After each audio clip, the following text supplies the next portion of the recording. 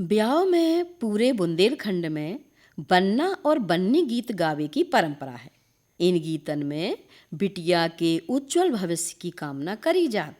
ई गीत में भी भगवान शंकर जू से बिटिया के लाने सर्व संपन्न लड़का की कामना करी गई। परिवार के सभी सदस्यों से अच्छो लड़का ढूंढवे को आग्रह करोगे। लियो जो ई प्रकार को बन्नी गीत सुनो। शादी में पूरे बुंदेलखंड में बन्ना और बन्नी गीत गाने की प्रथा है। इन गीतों में लड़की के उज्जवल भविष्य की कामना की जाती है।